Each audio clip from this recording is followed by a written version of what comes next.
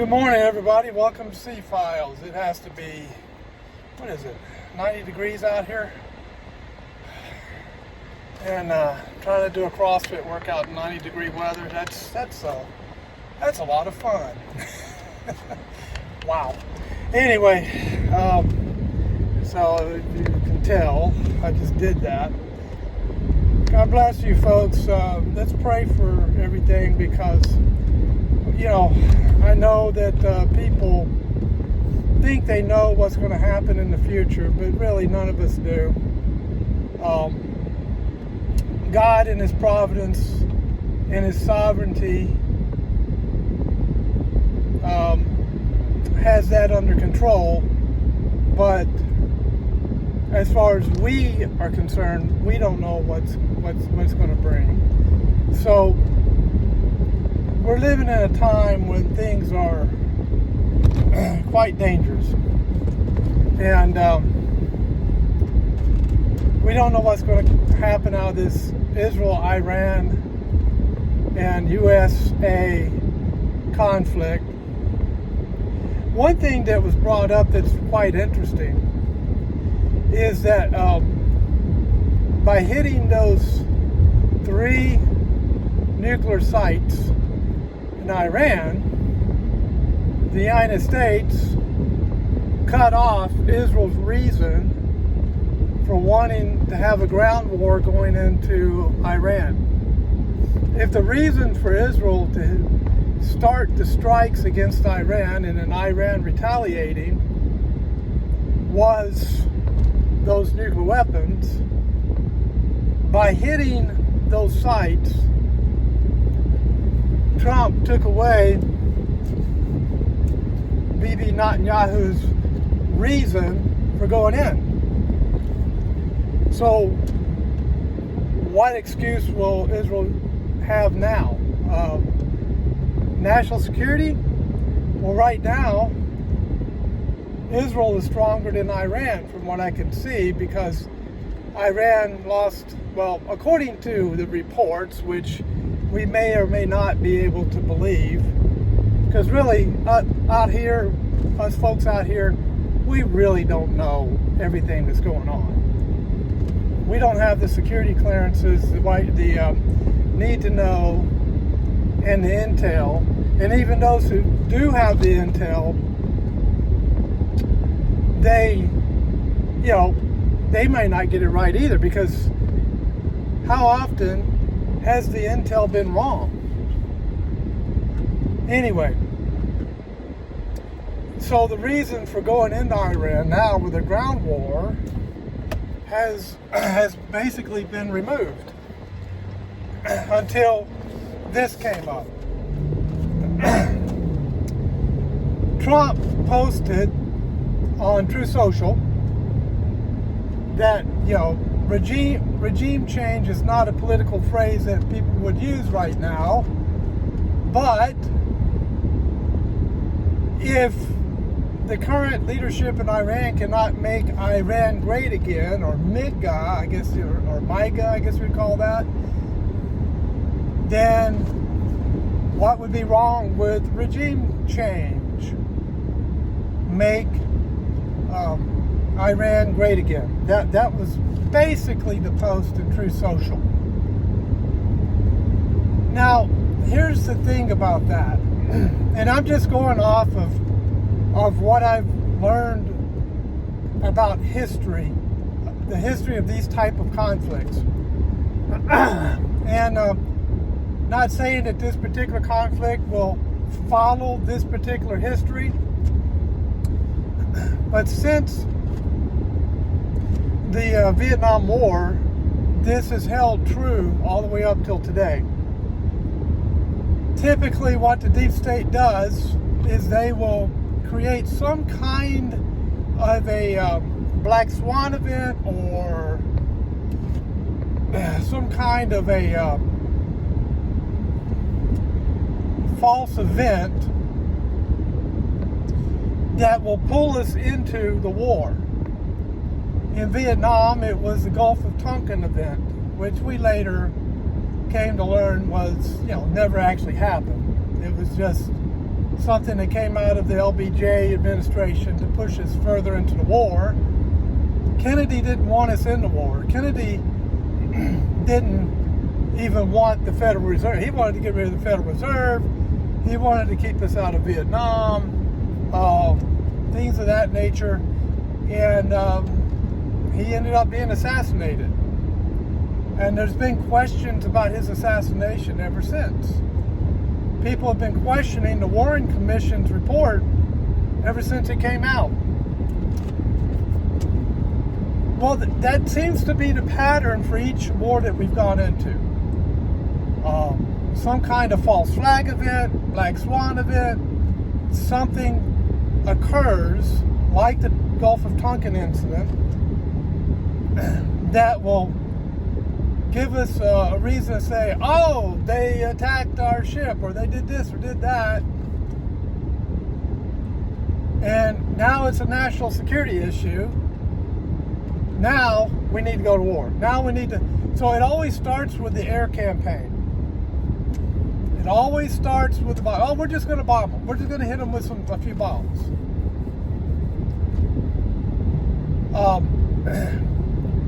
And then something else happens, and they start talking about how evil the regime is, just like they did with Saddam Hussein, and just like they did with Gaddafi, and all of that. And they say, oh, well, he's evil, he's evil, he's evil, he's evil. The propaganda starts coming out, and the next thing you know, we're in a ground war. Well, two things have happened so far with Iran that, well, actually I'd say three, that is taking us step by step in that direction. Number one, the threat. In this case, it's not a black swan or a false flag event. It's just they're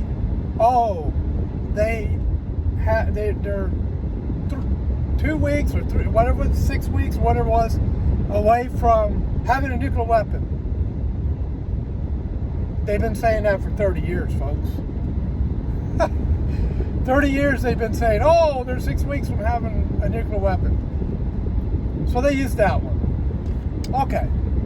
Israel's doing their thing. They say, oh, well, we need to knock out their missile sites and this, that, and the other thing. And, oh, America, oh, you need to knock out their bunkers where they're assembling or producing the plutonium or whatever they were doing. You need to knock those out because we can't. And it's a threat to the Middle East. And Trump kind of resisted for a little while, and then, okay, we're going to knock them out. Because Trump has been saying for a long time, they can't have nukes, they can't have nukes, they can't have nukes. They may have already had nukes and we never knew it. So anyway, that was the excuse to go in and hit them. Hit those 3 sites. Well, that's all we're going to do. That's it. That's all we're going to do.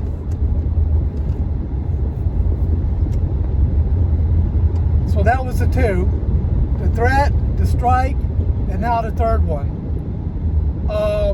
Talking about regime change. That's number 3. So that's the slippery, excuse me, my tongue slipped. That's the slippery slope toward introducing ground troops, because after the air campaign, then comes the ramping up of the rhetoric. This has been consistent since Vietnam. Ramping up of the rhetoric, and then getting public opinion supporting you, demonizing anyone who doesn't follow the narrative, and then introducing the ground war.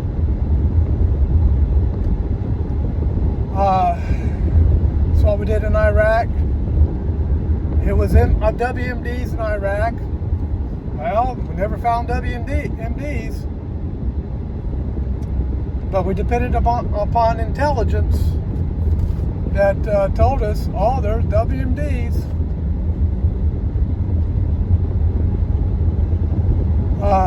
9/11 was an event that got us into Afghanistan.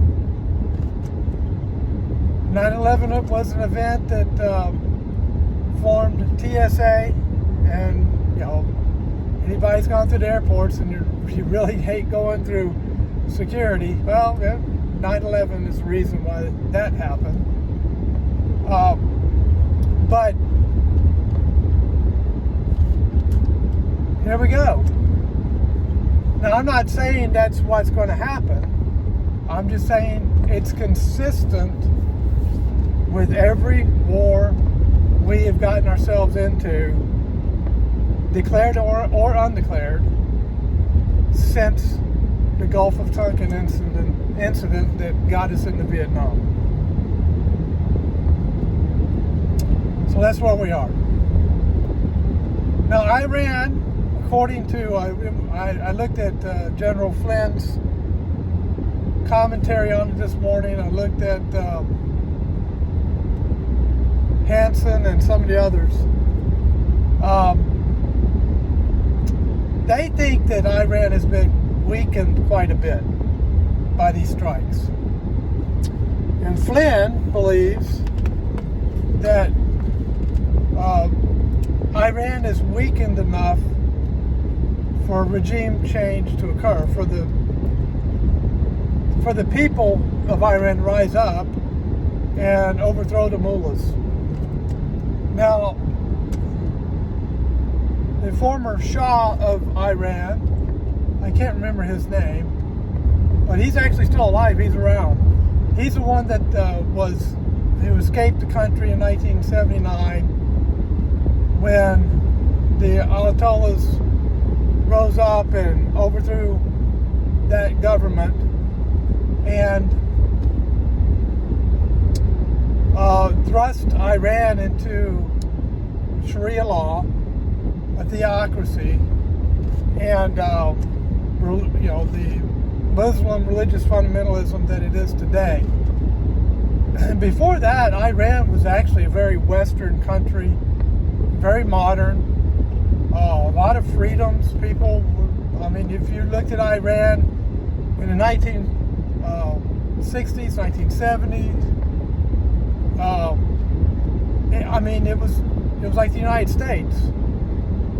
People lived similar lives to how we live here in the United States.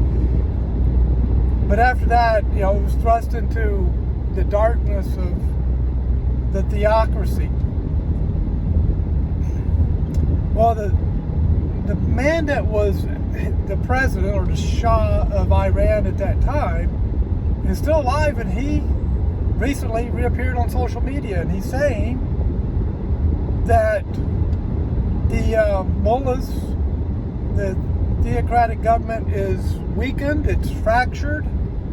He's saying that they're weak, and now is the time, if there's any time, now would be the time to take them down, and he would come back and be, and this is the way they said it, king of Iran. I know we've had the no kings protest here in the United States. Well, Iran could end up with a king. So anyway, so that's kind of where that is. That's where we're sitting. I don't know that this is going to follow the same pattern that we've seen since the Gulf of Tonkin incident, but we'll see. We'll see if it does. So, another thing to talk about is the Supreme Court, a 6-3 decision in the Supreme Court, a case out of Tennessee. Tennessee outlawed transgender surgeries for minors. Anyone under the age of 18, it's illegal to do any kind of transgender surgery on them. That went to court, and the Supreme Court ruled for the state of Tennessee, saying yes, it's legal for Tennessee to make that law, and to make it illegal for anyone under the age of 18 to have a sex change or transgender type of surgery. So that's good news for pro-family folks like me. So that's good news. So there's good things happening. That we still don't have the big, beautiful bill, do we? Not yet. The Senate and the House are haggling it out. The Senate made some changes. They're going to have to send it back to the House. The House is going to have to battle over that, and then come up with something and send it to Trump's desk. And we won't know what that's going to look like until the Senate the House is finished with it, and they send it to Trump. We can only hope that the no tax on tips, no tax on overtime will still be there. I was hoping for no tax on Social Security. Doesn't look like that's going to happen because of the Byrd Amendment. But now they're saying a $6,000 tax credit for seniors. We'll see how that works. It won't benefit those seniors that make so small amount of money that they don't file taxes. There's also talk about possibly a big increase in Social Security for all those who are collecting Social Security. Last number I saw was 2.3%. I mean, that's, to me, 5 or 6% would be really big. But we'll see. I mean, we don't know what the final bill is going to look like until it comes out. So we'll see what ends up being. We can only hope that it'll be a lot of things that will stimulate the economy. And expand the GDP so that the GDP to debt ratio is reduced. That the debt ratio is reduced in comparison to the GDP. The method that they're looking at to lower the debt is expanding the GDP and the ratio of debt being smaller and smaller and smaller in comparison to the GDP. The higher the GDP is, the easier it is to pay down the debt. And so that's the theory that they're going with. That's how they're working it economically. So we'll see what happens. We don't know if that's going to pan out, but it's really going to depend on Congress. And then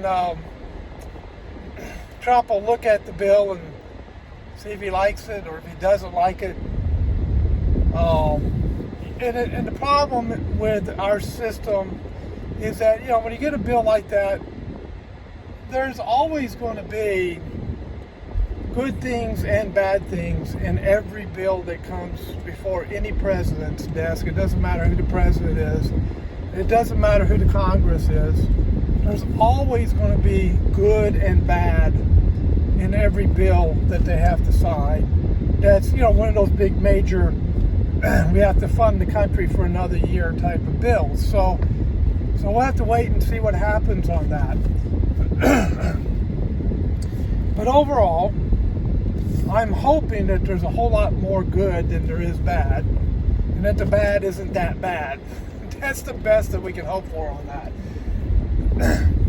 Now, beyond that, I think the best thing that we can do as individuals is to really discipline our own selves and our own finances. There's a lot that we can do as individuals to help make things better for us. Like how we do our own debt ratio in our own home, and how we spend our money. Are we frugal? Are we wise in how we spend our money? Or do we spend it foolishly? Do we account for each penny that goes out, or each dollar that we go out? Or does our money control us? Do we control our money, or does our money control us? That's really what we have to look at. And in these times, that really does make a big difference. I'm not rich, but I'm doing really well because I run a budget every month. I keep up on our spending, and I have categories in the budget. And if I don't like going over categories, I mean, if I set a certain amount for a category, I don't like going over that amount. If I need to make an adjustment, take a little bit out of one category to put into another one because I didn't estimate it quite right. I overestimated the amount I would spend on one, underestimated the amount I spent on the other one, then, I'll make that adjustment. But overall, working within a budget really helps you to get control of your finances. And just like if we expand our income and our income grows and becomes much larger than our debt, our ability to pay down the debt is easier. And that's really the theory that the economists are working with that are in the Trump administration. That is, expand the income, and so then the amount of debt it's easier to pay it down and pay it off. I don't like increasing debt in these bills. We need the culture in Washington really does need a change. They need to stop saying, "Oh, there's a decrease in the increase, therefore there's a reduction." No, that's enough of that. I mean, come on. These politicians have been playing that game for way, way too long. It's time to call it what it is. It's an increase. It's just not as much of an increase. In a lot of places, we need to reduce. We do need to reduce. Government is too bloated. It needs to go on a diet. Government is obese when it comes to the amount of money it spends, and then how much money does it waste, and how much money goes into money laundering and fraud, and how much money goes into frivolous grants and I don't know. I mean, just frivolous spending when they could be tighter and more efficient in what they do. Americans have been frustrated about that for a long time. Trying to change the culture in Washington is like pulling teeth. I mean, it's really, really difficult. Trying to tame the love of money beast in Washington, D.C. It's like David and Goliath. You're praying that God will help you as you sling the rock at Goliath, and maybe Goliath will go down.